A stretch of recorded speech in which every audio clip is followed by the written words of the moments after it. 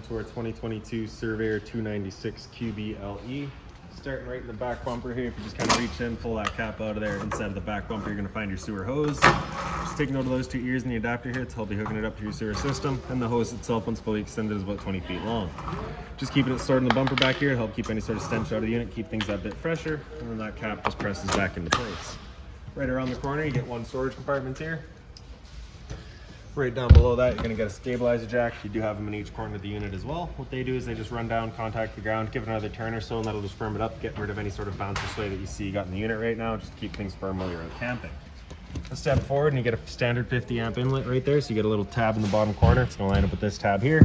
Press those in together, give it a little eighth turn, that'll lock it into place, and then you get that threaded collar that you can thread down to really lock it into place. Following the cord back, you are going to find that standard 50 amp end again.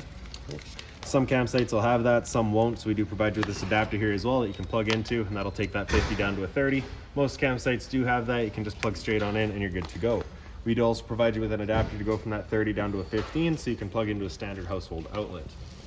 Right in front of that, you get a cable and satellite inlet. It's just a coax cable plug into there, fires up to its main location. And then down towards the front of the unit, we get a black tank flush right here. So you may notice over time, after having gone and dumped your black tank, your monitor panel is still reading a third or 2/3, whatever it may be. Typically, it's just some debris inside of the tank hanging between the probes causing that misread. So what you'll do is just take your water hose and plug it into there. Open up your black valve that we'll show you in a second. Turn on the water and that'll just flush out that tank, getting rid of any sort of debris that could be causing that issue. Right beside that, you get a city water inlet. So all you're gonna do is take that same water hose and plug it into there, turn on the water, and it'll pressurize the lines throughout the unit. Straight down from there, we get your sewer system. So on the left there, you get a gray valve. On the right, you get a black. So that black valve is controlling your black tank. Black tank is filtering your toilet. It's of course going to be your dirtiest water, so you'll dump that first. So you just be pulling that valve out, and that dumps it out. Your sewer hose will attach right there. It'll attach with the same two ears into place, and that's that. And then on the left there, your gray valve, you'll dump that last just to help keep that hose as clean as possible. Your gray tank is filled from your sinks as well as your showers, so typically cleaner water. Towards the front, we get a freshwater inlet right there. So your water hose is just into there. Turn on the water and that fills up your freshwater tank. The drain for it's just right underneath the unit. So you can see we got that going right now, just that valve open. Super simple. Hot water tank right beside it. You get that little keyway there. You're just gonna line that up and you can pop it on open. All your controls for turning this guy on are just inside of the unit. Before we ever turn it on though, we just wanna hit that relief valve right there. Make sure that shot of water comes out. That bit of water coming out of there is just letting you know this tank is full. It's safe to fire it up and you're not gonna burn anything up by doing so. Once you're done, just locking it back down with the keyway. And right beside that, you get the front of your storage compartment. It does see straight through to the other side. Inside of here, you'll find your water hose. Inside of that water hose is going to be that park adapter. So your 30 amp into there, 15 to a standard outlet. This customer has also opted to go with the rear view observation camera. So that rest of that kit's just right in here. And we do have it set up in the back. We'll show you that once we get there. Around front of the unit, you get that little black box up on the frame, so that's your battery disconnect. So you can see with it up pointed to on, that's it of course turned on. With it over to the side there, turned off, that's your battery then disconnected. So whenever you're using a unit, you want that on, otherwise you just leave that off. The battery itself is housed inside of this box right here, so as long as you're plugged in through that short cord in the back or your 7-pin your tow vehicle, that battery is charging for you.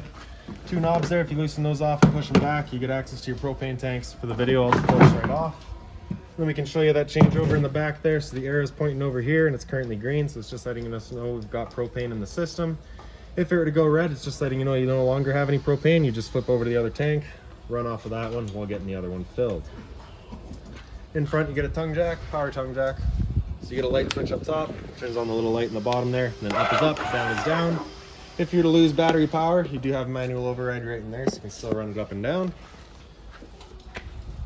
Around the other side here, we get the other end of your storage compartment, so that just pops open, magnetic latch. Up on the wall there, you do have a dual function light, so the little switch on the bottom does actually have two different sides. So with it over towards the wall here, that's it in one, so it's just on is on. With it over towards the center there, that's it dual function. It'll run off of its motion sensor, so as soon as it picks up motion, it'll turn itself on. No motion for a minute or so, and it turns itself off. All your manual jacks are just right here, so you get this little guy up on the wall there. That's going to be for running all your stabilizers. You do also get the bigger one right here for doing all that. This silver one here is going to be for your tongue jack up front, and then this guy here would be for your slide outs. Your griddle over here as well, so that's going to go to our kitchen right in the back. So for now, I'm just going to pull this out. I'm going to leave it on our bench here. This front entrance is going to bring you into your front bedroom. We're not using that today. Beside that, you'll find an exterior speaker, same thing towards the back here. Right in between them, we get our stove vent, so you get a little flap inside of here. You just wanna make sure that's opened up so that our fan inside can evacuate any sort of fumes from our stove. Straight down from there, you get the exhaust for your furnace. If you're ever running your furnace, you just wanna make sure it's not blocked off. It does get hot. That manual overhead for your slide out, just sticks right through there. There's a little rod in there. You'd run that slide in and out that way. Power outlet right there, resets just inside of the unit. Right beside it, you get a cable and satellite outlets. If you're looking at a TV outside, you can do so. Rear entrance, we'll use that in a minute. And here's your rear kitchen. So it just has the little latch on the side there, holds it open for you. You get a 120 volt fridge, so as long as you're plugged in, this guy's going for you. Right beside that, we got our little drawer here, so we'll slide that out. And then you get one piece that goes one way and the other comes the other. Opens it right up. You get your little sink up top here, so that's just gonna sit in place. With that, you get this little hose. So you pop open our spray port here. And then there's a little kind of ear space in the left and the right there. It's gonna line up for those two ears there. Press those into place. And that'll have this line then tied in with your cold water system. So you do get the garden hose end there as well. Right, so just cold water, no hot. Once you're done, just kind of press in it and turn it back out. And then before storing it away, you just want to extend it out, make sure you get all that water out of there. Back in the sink, store it back away. Now take note of those 3 holes right there. It's where we'll be laying your griddle onto.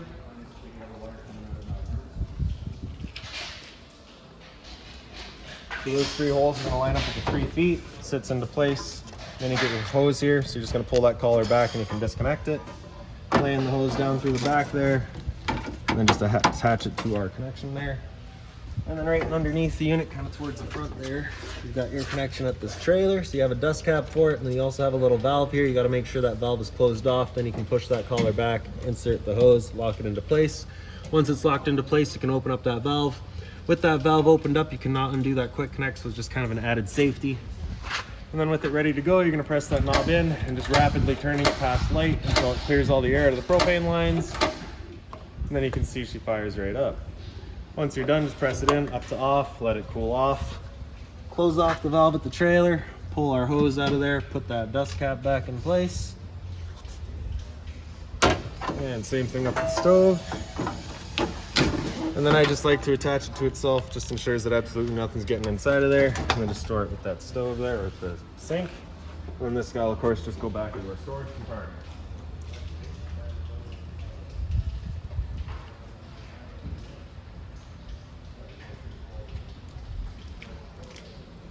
And the other side of it here is just going to slide back away, tuck it back inside of the unit, so we can close her back down.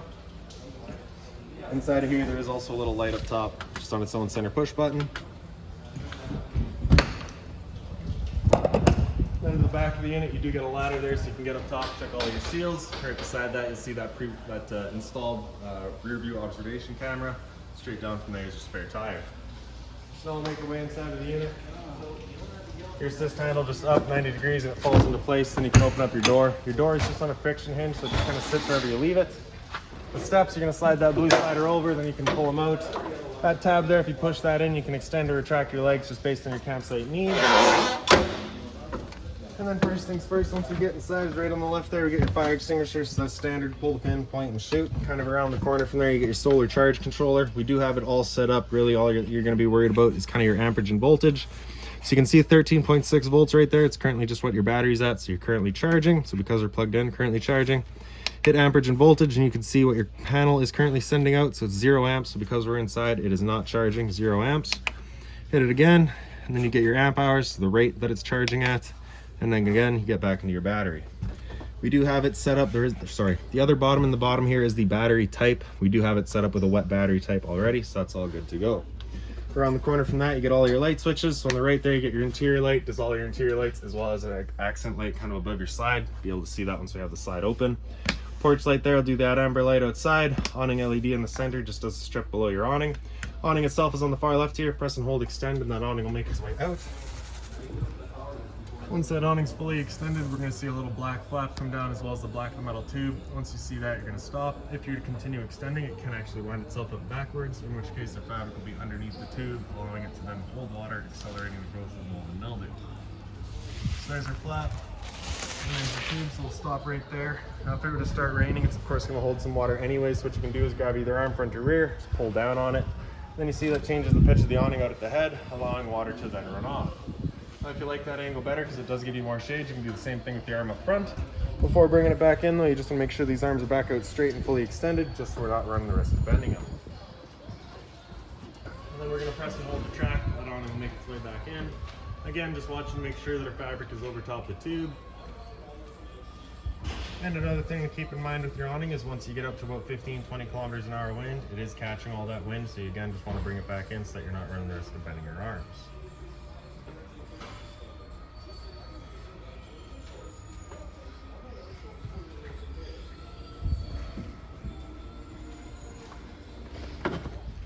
There we go. Right beside your awning switch is your slide out switch, so press and hold out and the slide will make its way out. Once that slide's fully extended, we're just going to hear some clicks from the motors letting us know they've reached their stall.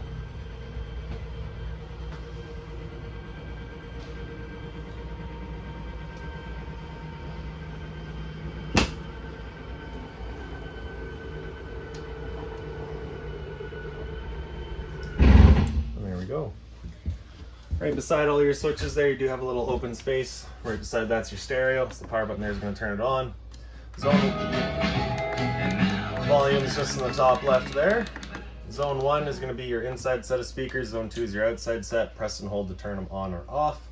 AM, FM, you can cycle through all your bands. USB is just right in the front here. Bluetooth, connect to your phone. Then if you hit source, you can get through everything else. Press and hold source, you get into all your settings. If you press the power button, that's going to mute it. Press and hold the power button to turn it off. Down below that's just a bit of storage. Then your TV up top there, pretty straightforward. It is all set up, ready to go. Right on the corner of it, you do have a little switch in the bottom here. Turn that on, turns on your little router there, so you do have Wi-Fi. Right up above that, it's your antenna outlet. Turning that antenna on, you just hit that little button there, gets that green light, letting you know it's turned on, and then your power outlet right above that. To your fridge, your power button's on the left there, so that little blue light there on, letting us know it is turned on. Press and hold the power button to turn it on or off. So with the little kind of top section filled up there, that's going to be letting us know that we're selecting our temperature for our freezer. Right, so 1 is going to be cold, 5 is coldest. And then the bottom section, that's going to be your fridge. And then on the right there, that night mode just kind of lets it run on a little bit more efficient of a setting. There's your fridge down below, and your freezer up top. Like I said, power button, press and hold to turn it off. Down below that, you get your converter, press the top and center, and she pops on open. You get all of your breakers on the top there. Whenever a breaker breaks, it's going to sit in the middle, so just turn it off and then back on to reset it. And on the right side, you get all of your fuses. Whenever a fuse pops, you're going to get a little red LED right beside it, letting you know exactly which one went. Throughout the unit, you're going to see those little portals there. Those are outlets for your furnace. This grill right there is a return air for your furnace. Right up top from there, we get your microwaves. It's pretty standard, just like home. Down below that's your range vent, so you get a light here as well as your fan. So that fan is what you want turned on with that flap outside opened up to evacuate any fumes from our stove. The bifold cover just flips on back. Then press the knob in, turn it over to high, which fires right up. I will just mention too that the first time you go to use your propane system, especially if you've been away from the unit for a while, it will take a minute to fire up just because it'll have to clear the air to the propane lines. That's perfectly normal. Once you're done, just flipping that bifold cover back. Open up the oven here, knob on the right there, turn it over to that first little flame, hit it with the sparker. Then you see that pilot light gets going in the back there. Once you get it going, you just want to hold the knob in for another couple of seconds, then you can release and the flame will hold itself. Turn up to your desired temperature and she fires right up. Once you're done, just turn it back down to pilot. It'll hold just the pilot light for you, but if you're traveling or leaving the unit, you just want to make sure it's right off. Button beside that does all your knobs as well as your oven. And then above the counter, you do get little lights there. Hot and cold water at the sink, dual basin covers. They are just plastic, so nothing hot on them. Straight up above that, you get a bunch of storage. Inside of here, you're also going to find that binder. It's got all of your owner's manuals, any keys, anything like that for the unit, you'll find right in there. And just a bit more inside there. And into the bathroom here, so your light switch is right up on the wall there. A little bit of storage down below your sink. Right, just being mindful of our drains and our water lines. Hot and cold water, of course. The little medicine cabinets here. So you have, of course, the little door there, has this middle tongue, holds onto this elastic there as your travel strap. This right here is the toilet paper dispenser. So we just don't install it simply because location's personal preference. And since the medicine cabinet clearly isn't a good spot, I'll leave it right in the sink for you. Right beside that, you get a Gfi Protected Outlet, test on the bottom, reset on top. So if you ever have outlets that don't work, it's the first thing you should check. Down from there, you get your monitor panel. So on the bottom right, you have a water pump. So you turn that on, turns on your water pump, drawing out of your fresh tank to pressurize your lines. In the center is your water heater on electricity, and then on the left, you got water heater on gas. You turn that on there, fire up on gas. If you were to ever get that check light there, it's just letting you know it hasn't fired up at that point, just off and back on to reset it. Monitor system's up above that. It's a battery. As you can see, we're currently C for charging. G would be good, F is fair, L is low. Your fresh tank, as you fill that up, will go to a third, 2/3, and full. Same idea for your black and your gray. Down below that, all that heated holding tank system. So your fresh tank, your gray tank, and your black tank. Basically just a little stick-on pad on the bottom of your tanks, just kind of prevent them from freezing. And then back here we get your toilet. Flush is just on the right side there.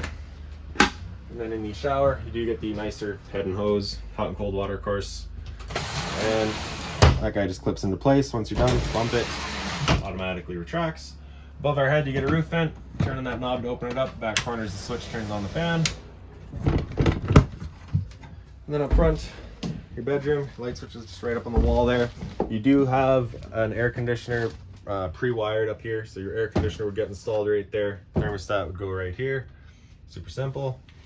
Lines throughout the unit are just on the tension system, so just sit wherever you leave them. For the emergency exit, you're pulling that red tab to get rid of the screen. Take this handle here, throw it outside, hop on out.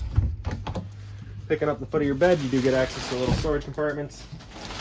And you just have a little closet space on either side, as well as a little drawer. And then right in the back, at the head of the bed, do have little storage spaces on either end.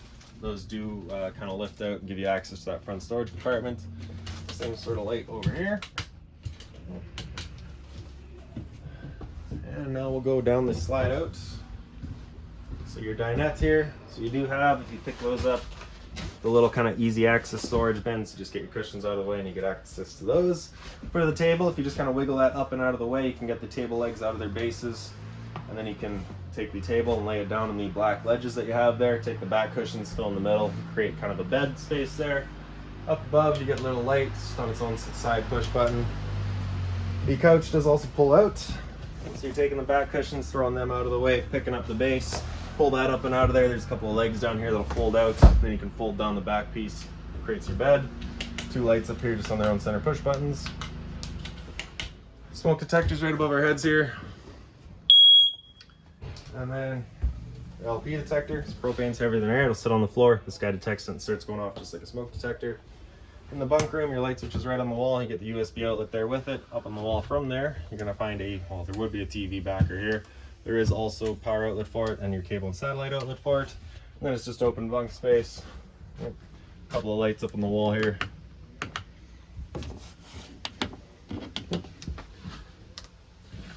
That's it for back here. Now lastly, we just got to go through your thermostat.